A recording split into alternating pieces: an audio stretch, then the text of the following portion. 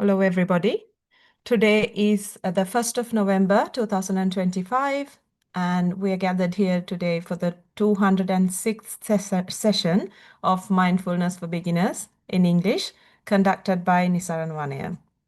I would like to welcome Venerable Homagabadama Kusvatero for this session and everyone who's joining with us today and anyone who may be watching later on a recorded session. Our program will commence as usual with the in-session practice of mindfulness. This will be followed by the talk from Bhante on today's topic. The topic is a continuation from last week on conformity. Finally, we will be moving on to any reports and if we have time at the end, we will be moving on to questions. To begin this session, I now invite Bhante to start the in-session practice of mindfulness. Over to you, Bhante. Thanks, Sonali. Hello, everyone. So today we get few minutes of time to do a practical session, and probably we can do a walk-in session today. For this, you have to select some space where you are able to walk back and forth. And in this space, you walk comfortably, natural rhythm, and you can direct your eyes towards the floor in front of you, probably like 6-7 feet ahead of you. You can direct your eyes, and that way you walk in a comfortable manner. And while walking, you try to be mindful of your steps. You see things, you hear sounds, various thoughts, memories come to your mind. But among these things, you try to continue with the awareness or with the mindfulness of your steps. And time to time, when the attention goes away, you can catch it and you can simply return back to the walking sensations. So that way, let's take about 10-15 minutes to do a walking session. And when you hear the bell sound, you can return back to your seats.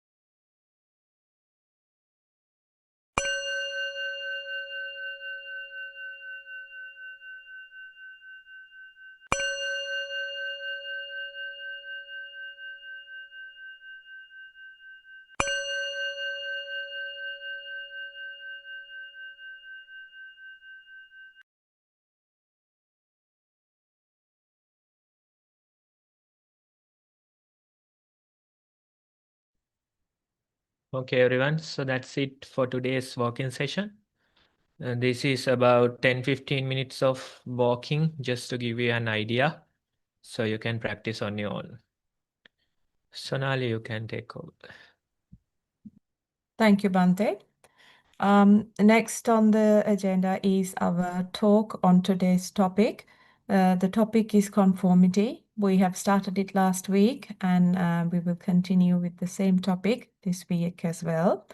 I now invite Bante again to start the talk on today's topic.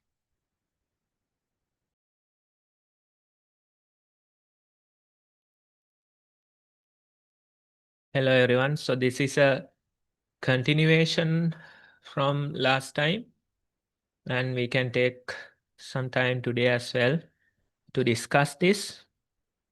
Now, when we think about the topic conformity, you can see a lot of research behind this. If you go on YouTube or if you search on internet, you can find a lot of research that's done on the topic. And one of the famous research on conformity is called ash line experiment. They are a simple task. You have to match two lines that are in equal length, right? So the crowd, they are actors, and there is a one person who doesn't know this surrounding. Like that person, he doesn't know that the rest of the crowd, they're actors, right? So what they simply do, initially they build trust by selecting correct answers. Then towards the middle of the experiment, these paid actors, they start picking a wrong answer. And you can see the pressure building when the group is selecting a wrong answer as the correct one. The subject of the experiment, he or she looking around to see what is happening.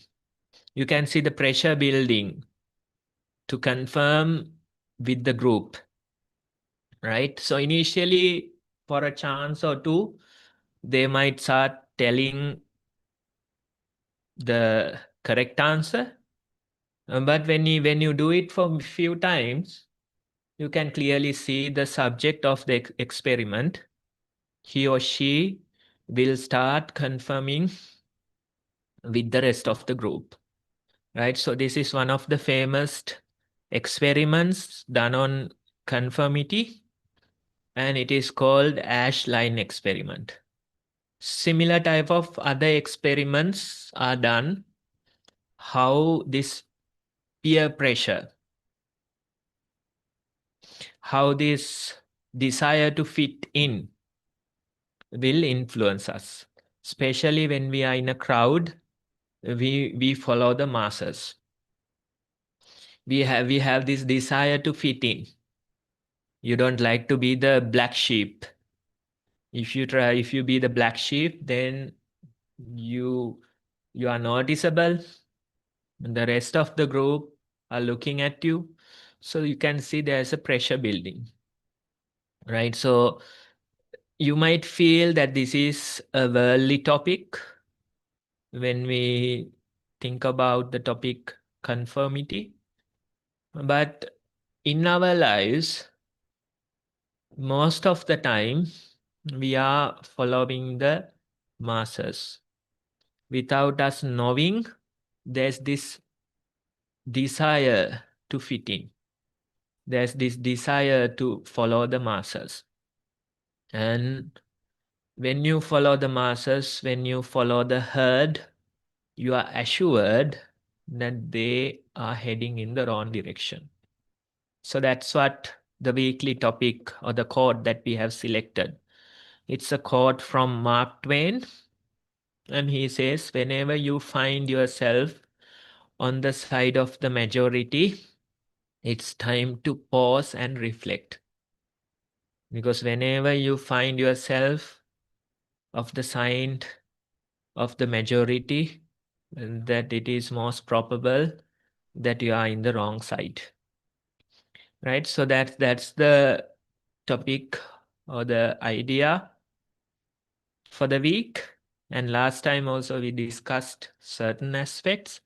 And today I would like to take you towards a different direction, which will more align with the practice that we are doing.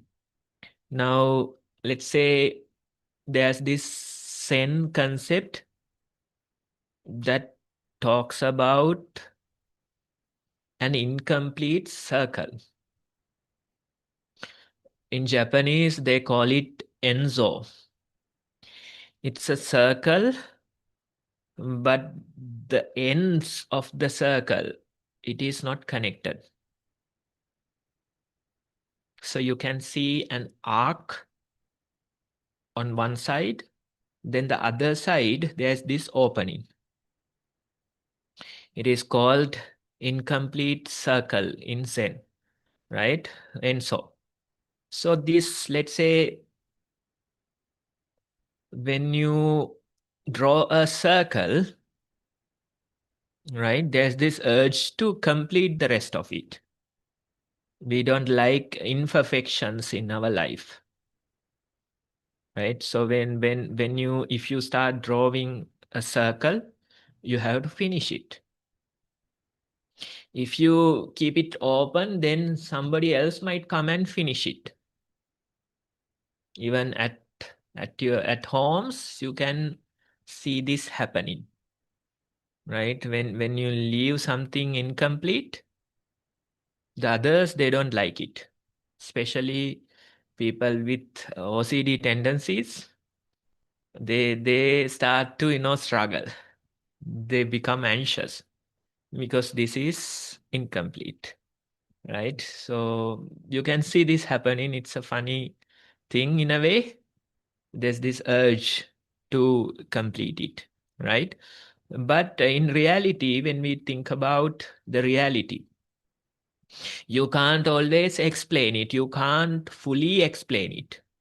You can explain a certain aspect of it, but the rest you have to understand by experiencing. That's the nature of this world. No matter how much you try, still there'll be a gap. When you communicate something to a person, you can really experience this. No matter how much you try, no matter how effective your communication is, still there's a gap. You communicate your message, but what is delivered is different, right? If you are successful in communication, if you are effective, then you can probably communicate like 30-40% of the message, but still remaining 60-70%. It is up to the other person to grasp it, right? So even in communication, even in other things, you can see no matter how much you try, there'll be always this gap. That's the nature. That's the reality that we live in. Same goes for the practice. Same goes for the meditation. Same goes for the Dhamma. Even Buddha, in his initial stages, he thought not to teach this. In his mind, he was reflecting, thinking, whatever I realized, it's difficult to explain to somebody else. And if I try this, if I try explaining this, then it'll be a hell of a task. I'll have to go through a lot of trouble in order to communicate this to the other people, right? That was Buddha's thought. But somehow, at the end of the day, it's like when a flower blooms, naturally you can feel it to the surrounding.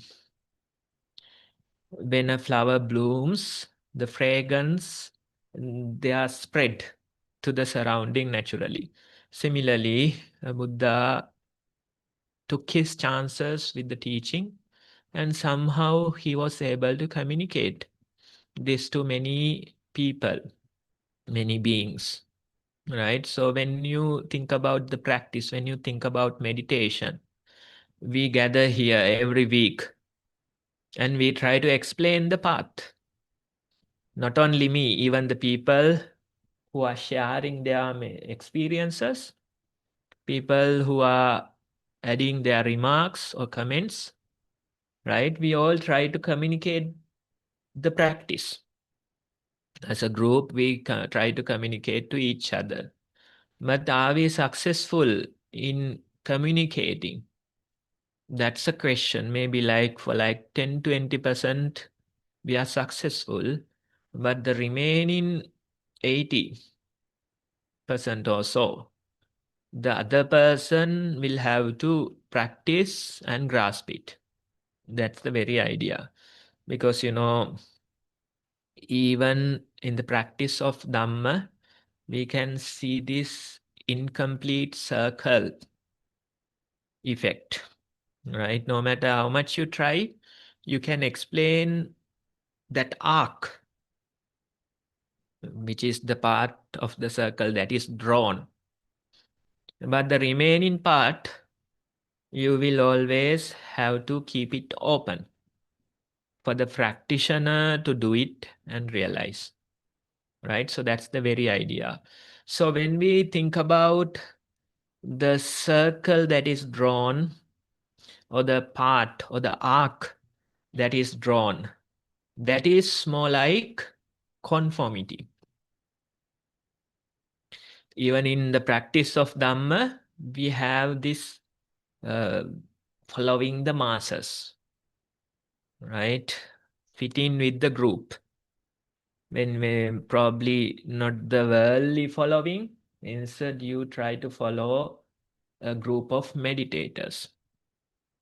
You try to follow a group of practitioners. You try to follow the Buddha's teaching. That way we try to fit in with a group of people who are following the practice, right?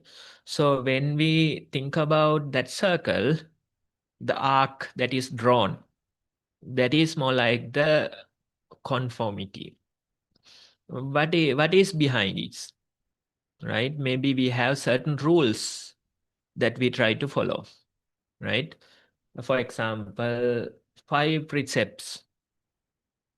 You try to follow 5 precepts in your life. Even in a lay life, you can try and do it, right? So following 5 precepts, it's like aligning yourself with the teaching, aligning yourself with the Buddha's guidelines. Then when it comes to a monastery like this, we have certain guidelines. We have a timetable that is recommended for the yogis who are residential. So that timetable is basically aligning with the group. Conformity in effect, right? So that way you can see, even when it comes to the practice of Dhamma, you can see certain things that we follow as a group. That circle, part of it is drawn.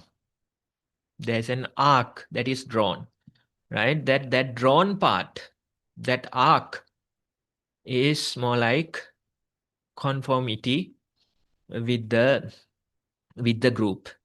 So you have certain rules like precepts, things like that. Then you have rites and rituals that we follow. Then maybe text that contains Buddha's teaching.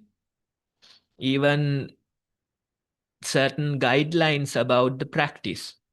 For example, let's say if there's a newcomer here, they will hear the guidelines about the practice and they will start practicing based on that. They will start following that, right? So you can see Even when it comes to the practice of Dhamma, there's a certain part of it that we have to follow according to the guidelines. We have to follow according to the group, right? So you can, even that part is there, even when it comes to the practice of Dhamma. And the other side, the side that is open, the side that is not defined, what does it represent?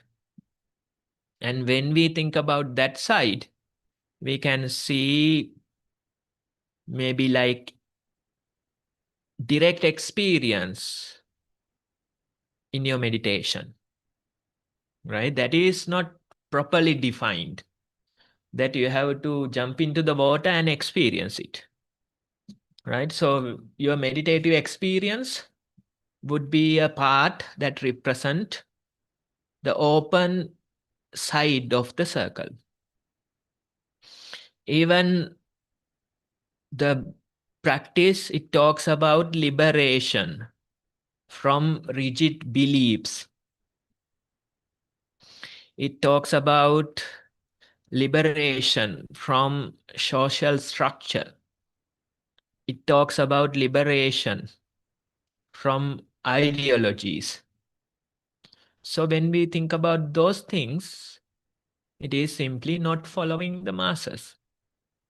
You try to liberate yourself from this social structure. You try to liberate yourself from the rigid beliefs, right? So that way, you can see even in the practice of Dhamma, we can show two sides.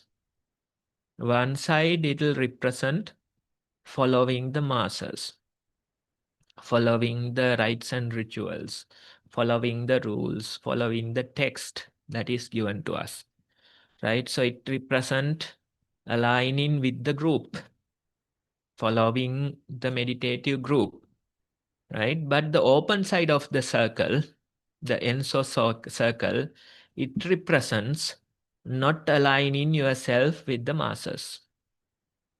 It represents the practical experience that you will get through the practice of meditation. It represents liberation from certain ideologies or rigid beliefs. It represents liberation from the social structure, right? So that way, even in the path of the Dhamma, you can see these two sides. These two sides, we are usually seeing it in the outside world, but even in the practice, you can separate it. You can separate it according to the circle that is incomplete circle in Zen. And you have to balance both these sides. Some people, they would say, I don't have a need to follow the masses. Some people, they would argue, I don't have to follow these rules. I don't have to follow these rites and rituals. I am not following the text. That way, some people would argue. They would try to reject the aligning with the masses, and they would try to find only the liberation part. But that's not how it works. You have to balance these two sides. Especially when we are with a group, we have to align ourselves to the norms of the group, right? Otherwise, you will harm somebody else in your actions. That's not acceptable, right? Coming to a meditation center and singing wouldn't be acceptable, right? So those things, you have to follow certain rules. Although it is conformity in action, that's important. Otherwise, how can we find liberation, right? So that part is also important. Then some people, they would try to argue, they would try to reject the open end of the circle. They would say, I don't need liberation. I don't need practice of Dhamma. I will only follow the rules. I will only follow the masses. I will only follow the text. I will only follow the rites and rituals. That way, some people might think, they might argue, right? So that's basically following the herd. Nowadays, you can see this in action, especially during this month, right? Katina ceremonies, they are everywhere. You escape yourself into a Western country, still you find Katina ceremonies, right? And most of the first generation or the second generation children, they know the temple as Katina ceremonies. And some of the kids, they are calling it black magic, right?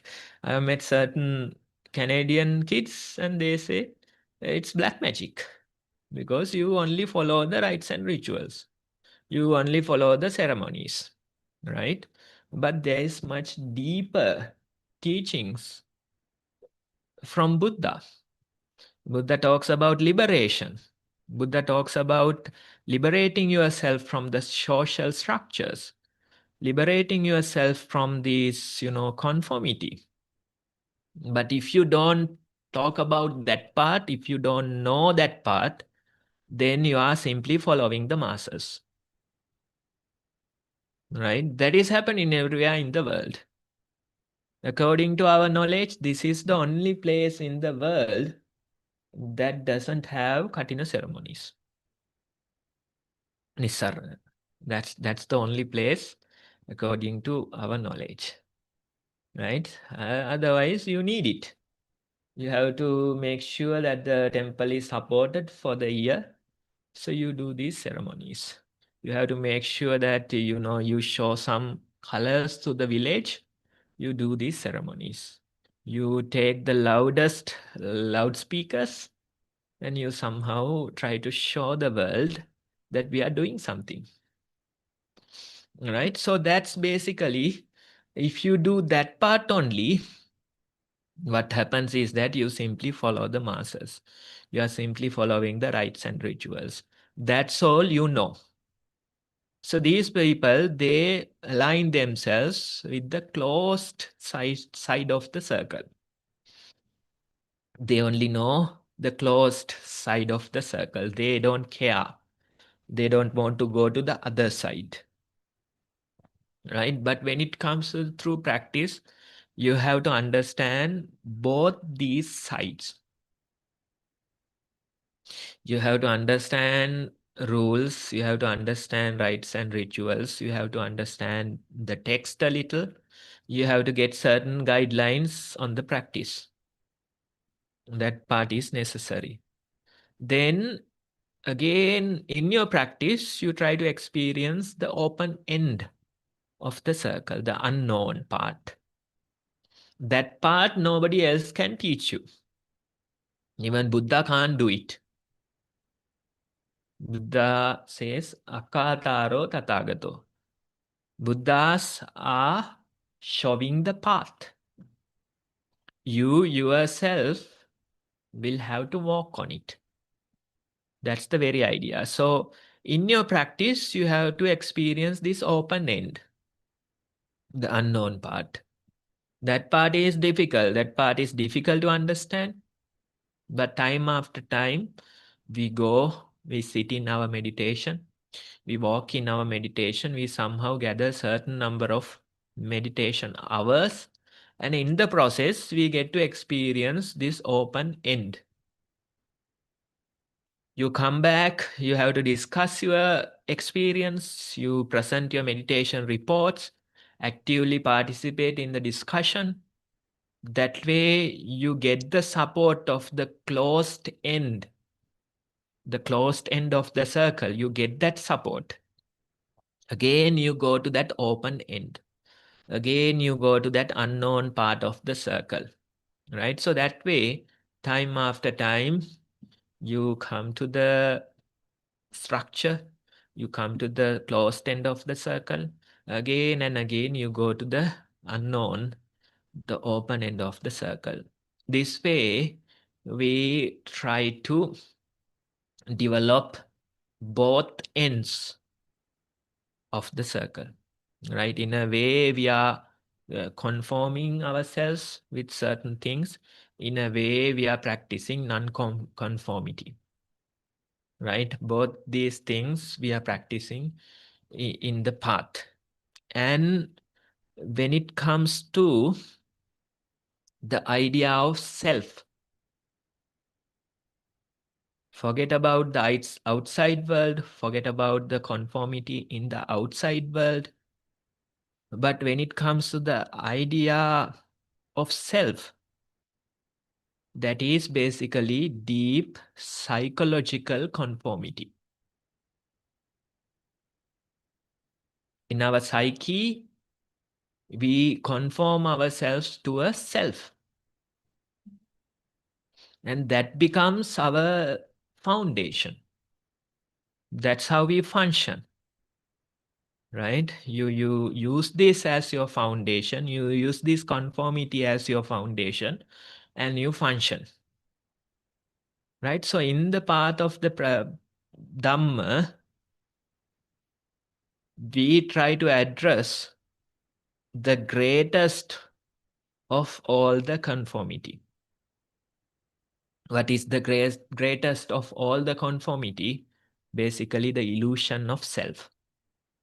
We have been conforming ourselves for a long time with the illusion of self. But in the path of the practice, you try to challenge it. In a way, you try to investigate it, whether this conformity is correct, whether the illusion of self is really an illusion. Right? So that is the deeper experience or deeper part of the meditative practice that we are doing. Initially, you start with a little practice, but gradually, in time, when you continue your practice, you really try to challenge the greatest conformity that's out there, right? It is the very conformity that's within you, the deep psychological conformity to a self, right? And when it comes to Buddhist, let's say, they have this mantra, something like a mantra. They always say non-self. That's their mantra. They keep saying there is no self in this. They read the text and they try to make that statement. Even I remember I met a foreign lady. She was from Germany and she went around the country for like 3 weeks. And on the way to the airport, she came here and was introducing herself saying, Bante, I am a high school teacher from Germany and I am devoted to Buddhism. I went around the country getting to know different teachers, different practices. And in the process, I got to know a lot of information about the practice of Dhamma. And in her statement, in her opening statement, she said, now I am experiencing the non-self nature within me. That was her opening statement. But I had to tell her, you don't start with that. You don't say, I experience non-self nature within me. That's not the correct way. Instead, you investigate if there is a self, where is it? That's the whole investigation. That's the whole self-observation that we do. right? We don't directly say that there is no self, right? It sounds like a buzzword, it sounds like a mantra, but that's not accurate. Instead, you investigate if there is a self, where is it? Not just once, not just twice. Instead, for years on end, you have to investigate this. Because for eons, you have been following that illusion. So don't try to, argue yourself out of the self. That's not effective. That's not going to work. Instead, the very self is arguing, telling that there is no self. You are supporting the very self by saying non-self, right? So instead, what we do is, let's assume there is a self. Where is it? Is it in my thoughts? Is it in my emotions? Is it in my body? That way you keep observing. You continue with your mindfulness. For days, you continue. For weeks, you continue. For months, you continue. For years, you continue. That type of observation is more accurate, aligning with the practice. Otherwise, you directly make the statement saying no self. But in the process, the very self is making that statement. The very self is arguing, giving all the facts, trying to prove to other people that there is no self. That's not going to work. What we have to do is simply experience this in the practice of meditation. I remember one time somebody was saying, Bante, in my sitting practice, I feel peaceful. But when I go to my day-to-day work, my mind is full of chaos. In the sitting practice, maybe like for a few minutes, the mind is peaceful. When I go to my day-to-day work, my mind is all over the place, full of chaos. So that person was saying, Bante, time after time, every day I have to go to the sitting session and let my mind experience the peaceful nature. Every day you go to your sitting session and let the mind experience the peaceful nature. In this way, when I let it experience time after time, the peace that's there, one day my mind will be peaceful even during my daily activities. So in a way, it's like, you are showing this mind that there is a greater state or there is a greater peace that it can experience. But the mind is always following the conformity. Mind doesn't want to follow the peace. Mind doesn't want to follow the nibbana. Mind will always align with the conformity. Mind will always align with the world. Right? So one time you show it that there is peace, it won't accept. 10 times you show it that there is peace, still it won't accept. 100 times you show it that there is peace, still it won't accept. But time after time, repetitively, maybe 1,000 times, maybe 10,000 times, maybe 100,000 times, you show the mind that there is a greater state, a greater peace that's available. And when you show it repetitively, one day the mind will accept that peace that was there. That's the whole process of meditation. That's the very idea. Now, since we talked about the idea of self, the greatest illusion or the greatest conformity that's available, there's this very nice encounter with Buddha. somebody called Vachagotha. He is, I think, a Brahmin. And he came to Buddha. He asked a certain question. He asked, is there a self? Right? Then Buddha, he was silent. He didn't answer. Then again, the Vachagotha, he is asking, is there no self?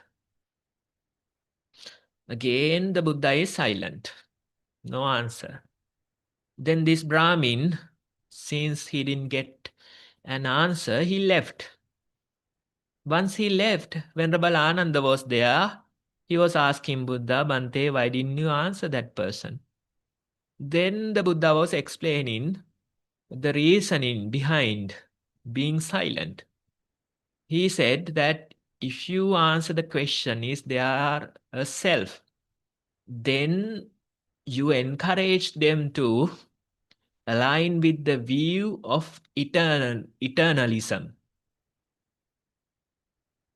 Right? If you directly answer and tell that there is a self, then of course eternalism. The soul continues. It's like changing clothes. You wear this cloth, the body, in this life. Then at the end of the life, the soul leaves your body and start wearing a fresh cloth. Right? Something like that, some similar idea. But there's this solid soul that goes life to life. Eternalism. Existence continues. Something like that. Then if you answer the question, is there no self? Then that person might start following the view of nihilism. When you follow the view of nihilism, what happens is that if there is only this life, then I can do whatever and simply enjoy. I don't have to follow the rules. I don't have to follow the precepts. I don't have to earn properly. Instead, I can do whatever and simply enjoy the life that's given to me. That's all there is at the deathbed. There's no continuation. Something like that. So that view is also wrong. If you start following that view, then there is no need to gather here. You can simply go out and enjoy the Saturday, right? That's how it is, right? There's no need for the practice. There's no need to earn properly. Instead, you can rob a bank and simply enjoy that money. So that way, if you align yourself with a view like nihilism, then again, there's a problem.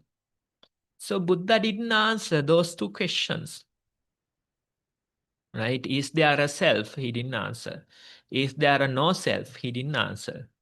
Right? If you go and ask the same question from a Buddhist, is there a no self? Then he would definitely say yes. There's no self. That's the mantra all the Buddhists have. But you have to understand, simply making these statements, it's not that simple. It might align you with a different view that might be harming your practice. So basically, the whole idea is to be neutral towards the existence. Right? You don't try to argue yourself saying there's a self. You don't try to argue yourself there is no self. Those two are more like extremes. Instead, the middle path would be to develop certain neutrality towards the existence. And when you practice for many years, you really get to experience this. You wake up, you go to work, you do your daily things, but you are more or less neutral towards this existence. You talk to other people, you do your daily responsibilities, you raise your children, but you are more or less neutral towards whatever you are doing, right? That neutrality is much closer to Nibbana. You don't try to argue yourself with the extremes. You don't try to follow the conformity. Instead, you simply develop this neutrality towards the existence. And when I say develop this neutrality, it's not that simple. Instead, what you can do is simply continue your practice, gather the causes, and as a result, you will start to experience this neutrality. When you create the causes for the neutrality by being mindful, you get to experience the result. That's the very idea. So simply supporting your practice for many months, many years, you can really see you don't take these statements so seriously. You don't take your daily things so seriously. You don't take your family matters so seriously. You simply do them. You are doing them for the sake of doing, but there is no real grip. You have a certain neutrality towards this very existence. That's the middle path. That's why Buddha didn't answer those two extremist questions. Instead, he kept his silence. Thanks to Venerable Ananda, who was nearby, we got this explanation later. Right? So that's the very idea. In the process, we get to challenge the greatest conformity that's out there. Deep psychological conformity. The view of the self. The illusion of the self. Right? That's the greatest conformity that we can find. And I hope today's talk was useful to your practice. And that's it. Thanks for listening.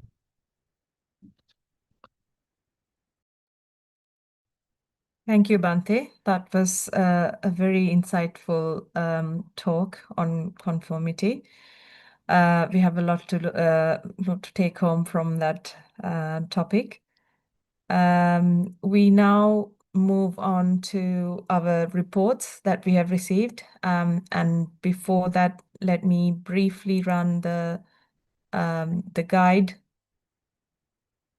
I know a lot of the people who are here are not new to meditation. However, we show this every week just so that someone can benefit, or if you want to forward it to somebody else, or if you're watching later on via our YouTube or link on Nisaranvanya, we can always follow these guidelines. So Nisaranvanya has produced these two videos if you want to start mindful meditation. It is on mindful walking and mindful sitting. Once you have watched these videos, you can allocate a bit of time to do your own practice. Start with any amount of time.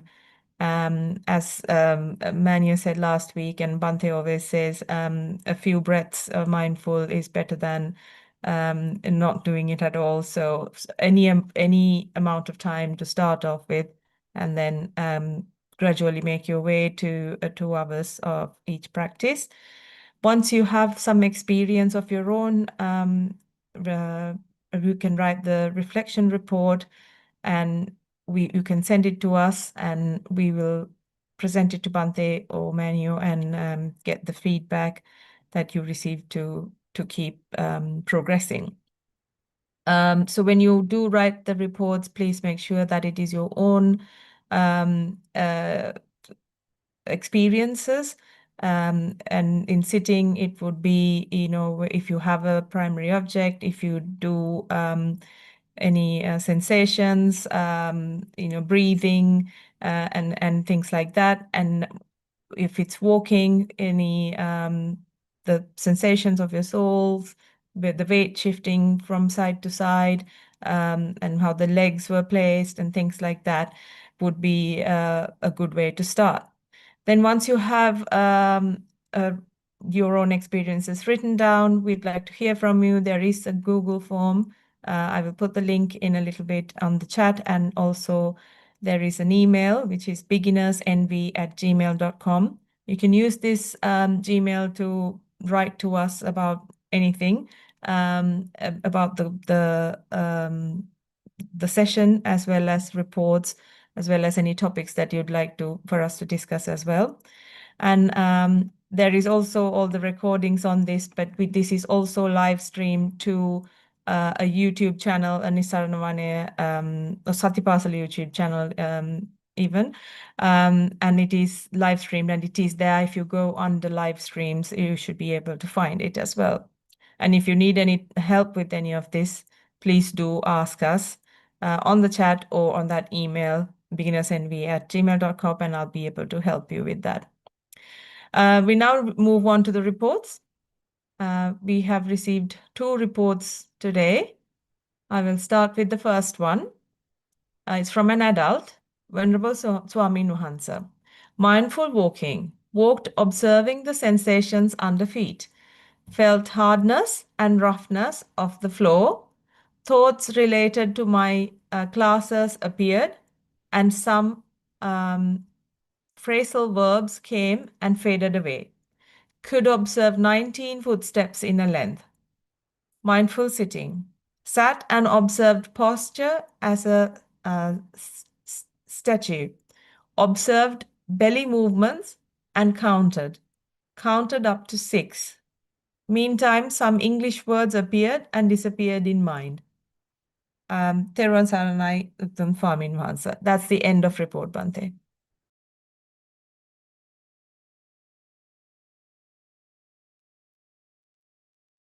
Okay, so probably like 19 steps and 6 counts of belly movements, right?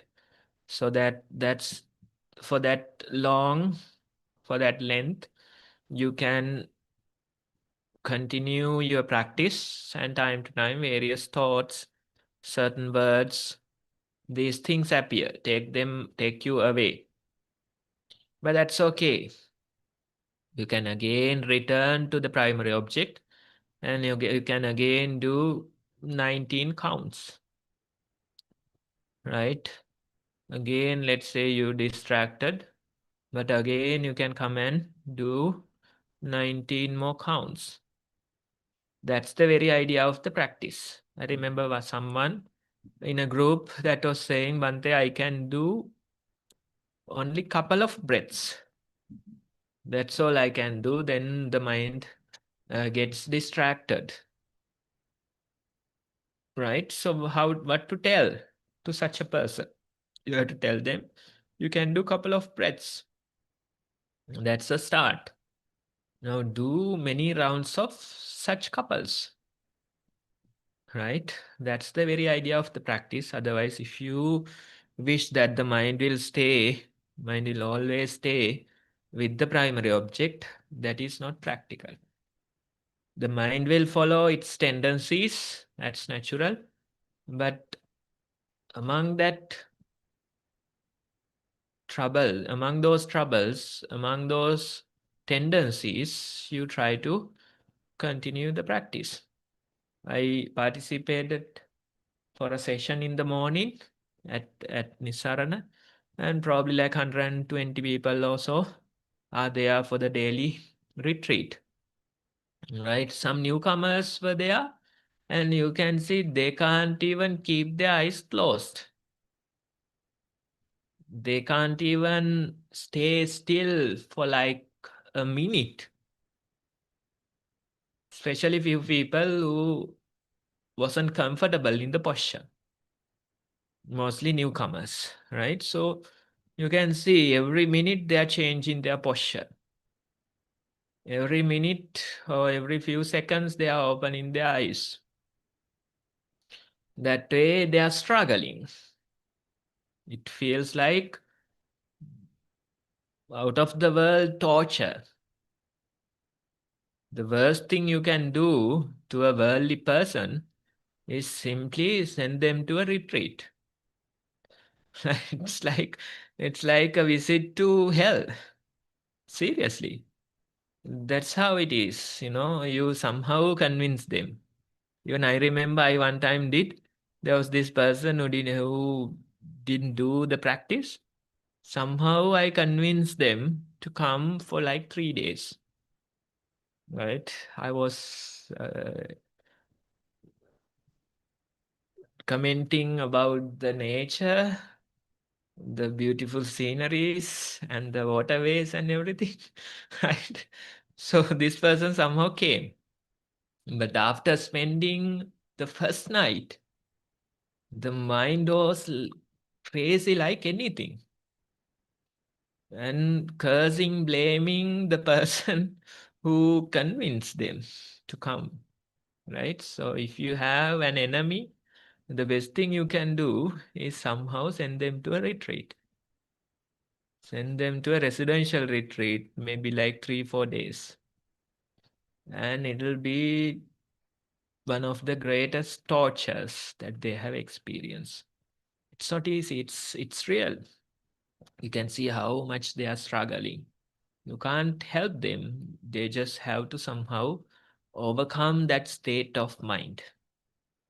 Right? They have to continue their practice little by little and uplift themselves from that state of mind. That's the very idea. How to uplift? Simply follow 19 counts. Every 19 counts, you get distracted, but that's okay. Again, you bring your attention back. Again, you do 19 more counts. That's the way of the practice. And when you do it for maybe like days, maybe when you do it for weeks, when you do it for months, you can see that you are uplifting this mind to a better state. That's the whole idea.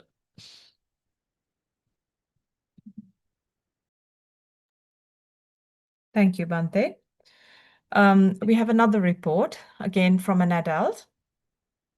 Sitting meditation, watching breath, noted long and short breaths which disappeared quickly. Mind went to past and future, but came back to breath soon. The breath reappeared, sleepiness arose and passed. Warm out breath and cooler in breaths noted. Felt a heartbeat with the breaths at times. Sounds heard not distracting. Thoughts distracting at times. Meditated for 40 minutes. Walking meditation.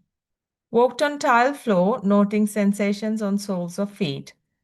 Felt warmth and cold in parts of floor, uneven surface of tiles, hardness of floor compared to softer parts of foot. Pains in foot which pass quickly and change to another part of foot. Noted intention in mind to lift, move, and place foot during some of the walking. The pace changing spontaneously. Also observed turning right at times and to left at other times. Sounds heard, not distracting. Different sensations on face and body observed to arise and pass. Walked for 1 hour. Mindfulness in the day. Despite a busy week, mind calm, mostly staying on task at hand and not doing too much to the past or future. When interacting with family members, noting less irritation when mindful, or if irritation arises, catching it as it arises. However, in unmindful moments, noting how anger arises, resulting in harsh speech or angry silence. On reflection in hindsight, noting how the sense of I or holding on to a view supports this. That's the end of report. Much gratitude to Bhante and the organizers. Yes, so in your report, you say that the sounds are not distracting, but the thoughts are distracting, right? So it's something that you can work on. In your formal practice, when thoughts come, that's where your practice should be. That's something you can improve in your practice, right? So when the thoughts come, don't try to rush yourself to the primary object. Instead, simply be with the thought for a while. Be mindful and simply stay with the thought without returning to the primary object and see what happens. And when you try to do this, sometimes the thoughts start proliferating. And if they start proliferating, and if you feel like they are not ending, then you know what to do. You can simply return to the primary object. But we don't return in a rush. Instead, we take some time with the thought and see what is happening. You don't have to do much. Simply be with the thought and see whether it is truly distracting. Whether you can continue your mindfulness among the thoughts. Let's say your breath, you are mindful. Then a thought comes again. After a while, you return to your breath. Can you be mindful throughout this whole process? That's the very idea.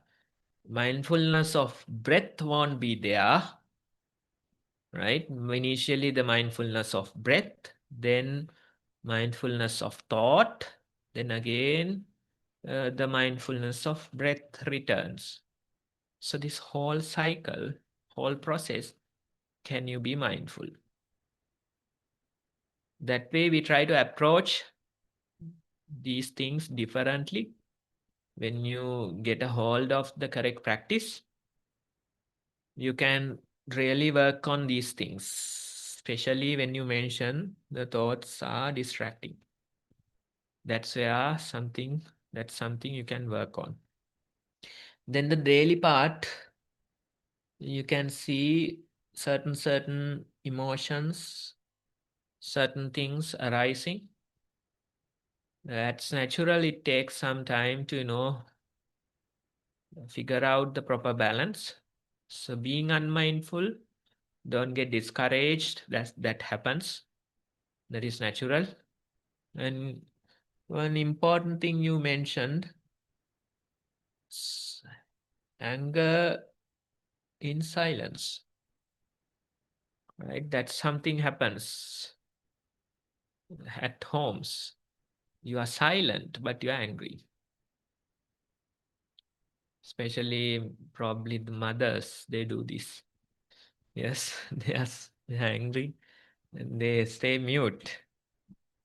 Although they stay mute, still their minds are so loud and full of anger, right? So these things, it's good to observe. Sometimes you say harsh words when you're angry.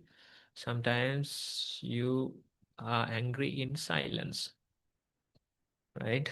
Both the things represent two phases of anger, right? So that way we don't try to deny these emotions. These things are more like human emotions. What we do is simply observe different facets, different phases of them. That observation you can continue.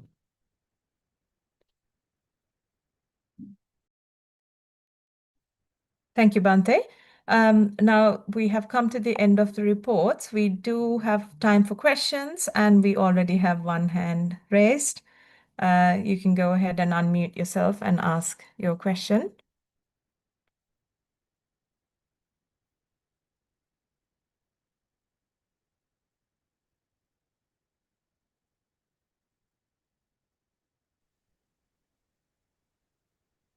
Hello, Bante, අවසරයි. Bante, because you said to get the support from the group, you know I'm at the flood stage. Bante, there are periods of time during day-to-day activities where there are no thoughts. I'm absolutely fine. But when the floods come, the thoughts come with it and the proliferation is there. When someone criticizes the heart, that's when it really hurts the heart.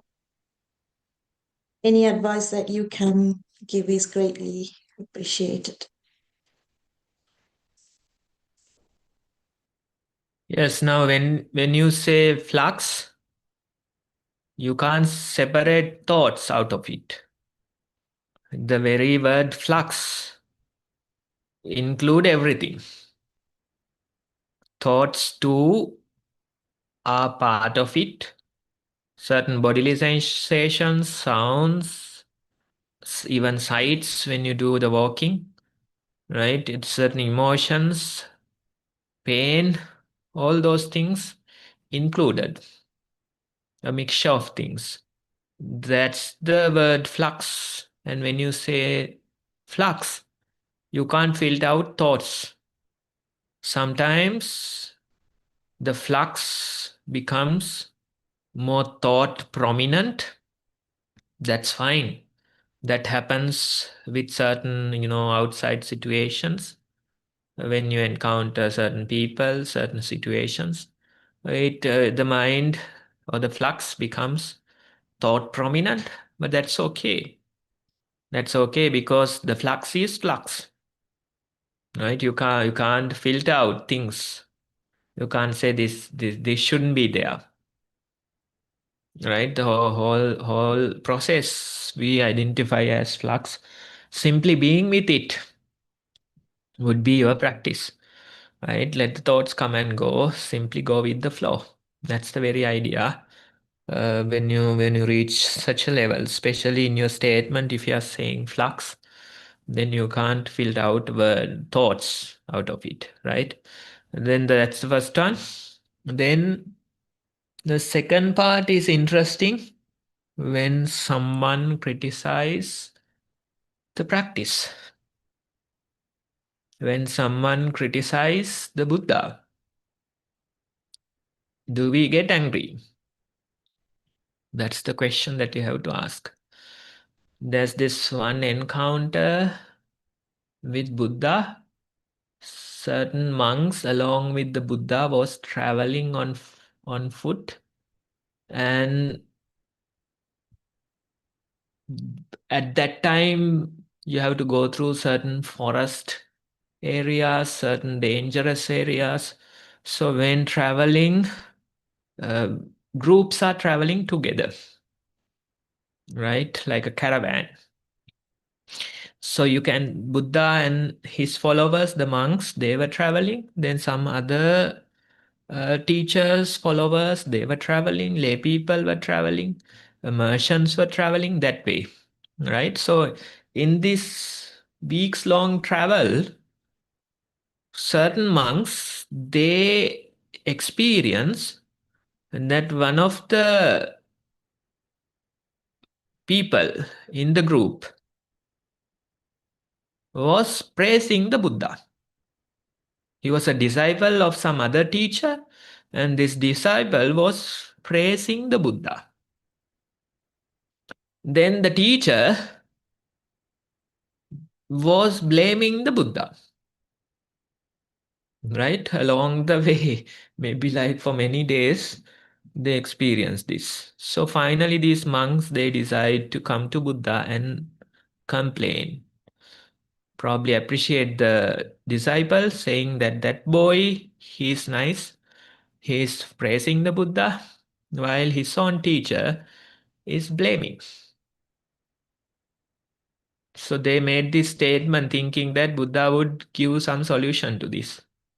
But Buddha, in return, told them, monks, if you were happy when that person was praising the Buddha, then you are caught. If you got angry when that person was blaming the Buddha, then you are caught. You are caught in the process of samsara. You are caught in the world, right? The world is always full of praise and blame. That's the world. So when we get happy, when we are praised, then we are caught in the world. When we get angry, when we are blamed, then again we are caught in the world, right? So allow other people to criticize the practice, right? And see your inner reaction. See that you are getting caught in the process time after time. You are getting caught in the world time after time. That would be your observation. So in a way, the outside people, they are helping your practice, coming to you and criticizing the very own practice that you are doing, right? You have to pay them for doing such things.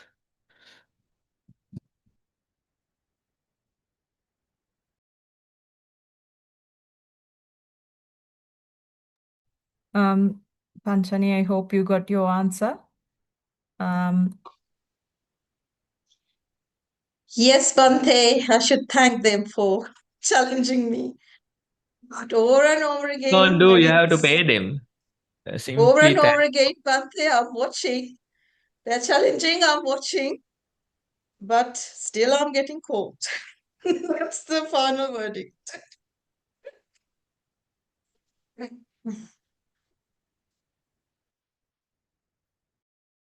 Okay, so we will move on to the next person. There's another hand raised. Samantha, would you like to unmute and ask your question? Thank you, Sonali. And thank you, Bante, for that really interesting talk on conformity as well. Funnily, recently I've been, well, a lot of time actually, this thought of the self, I've been investigating or reflecting on. And I was just thinking, what is it that makes me, think of her as a self? And recently I was just sort of like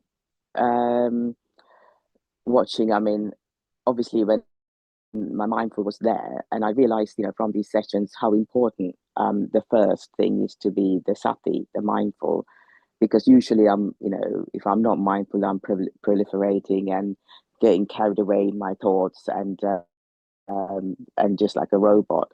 So I thank you for highlighting mindfulness, because I'm finally thinking in what exactly mindfulness is all about, why it's so important. So once when I'm in that mode of mindfulness, I realized that I'm driven by my likes and dislikes a lot. Everything is like put into that category, more or less. So if I like something, I sort of like go along with that, and if I dislike, I get all my negative reactions or things like that. So that's what's driving me in life, more or less. But I haven't actually gone deeper into it. It was just a little thing that I just noticed, and there again, I sort of like thought about it, and then I thought, well, I'm also driven by course. I'm a process. Like if I'm like hungry, the body, that's just I have no control of it. The hunger has come, and I had to go and do something. I had to go and eat something, and then if I had to go work, it's a process. The time I'm driven by a certain time. I had to get the train, so I had to rush off to that train, and then in the meantime, if I had to do something else, there's something else that's important, like I don't know, to give some medication to someone. I had to do that. So everything there's a reason for doing things. So then I'm sort of thinking, what exactly am I doing out of my own will? So those two are sort of like in tangent. I'm just reflecting. So I'm just thinking, am I going in the right way of reflecting and trying to experience thinking about my feelings, being mindful of it? Does that make sense, Bante? Yes, so thank you for sharing. Now, as you said, it's a process. Even likes and dislikes, it's a mind-made process, right? So we can identify the whole thing as a process. There's no real person in it. It's simply a process, right? Some are bodily needs, some are mind-made.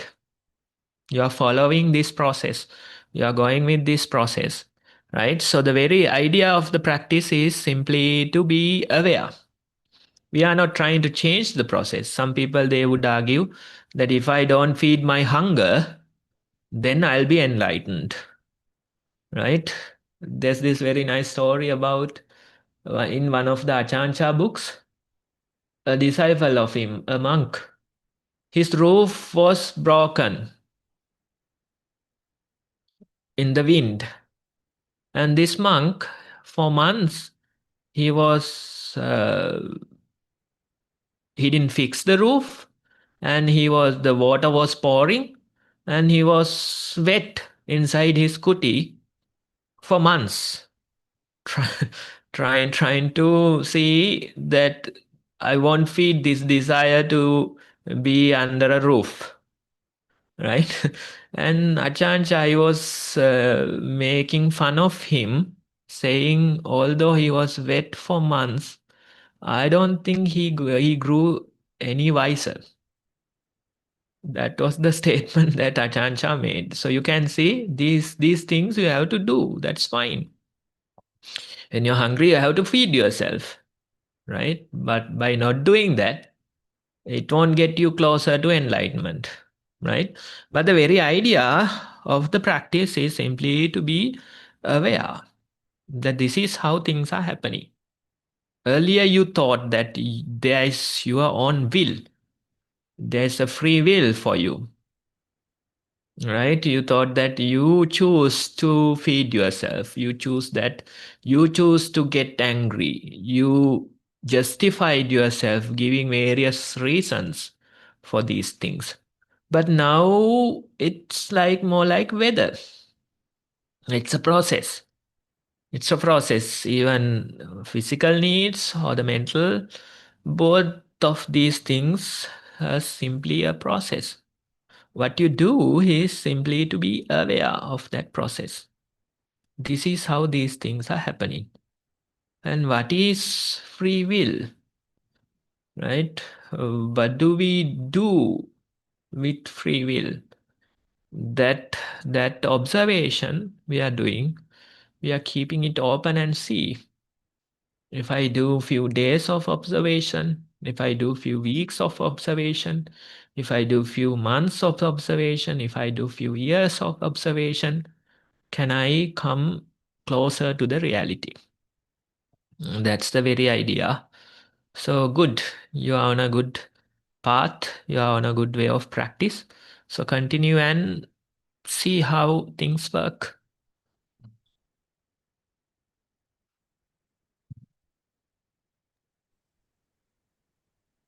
I hope your question was answered, Samantha. We now have gone over the time limit that we usually take. So I think now we will move on to ending the session. So thank you to everyone who shared your reports and asked questions as well, because it does benefit all of us at the end. On behalf of the organizers, I would like to now thank Venerable Homagama Dhammagosalatero for his continued guidance on this program and continuously helping us and supporting us. We can't also forget the Chief Abbot of Nisaranavanaya, Venerable Udayiriyagama Dhammajiva Mahatero, whose idea was to initiate this program. May they both, with this merit, improve their own practice as well. Thank you to all the organizers and everyone who's sending us reports, feedback to improve the session. And thank you to everyone who might be watching later as well. And as usual, our program will commence 1 p.m. in Sri Lankan time. We have now changed the British time and Australian time from what we can see. So please remember that and pass on the message to everyone who may have missed today's session even, that we are now 7:30 a.m. in UK time. So we will not change the time, will not change in Sri Lanka. It's 1 p.m. Sri Lankan time. So I will now end the session. May you all have a happy and mindful week ahead.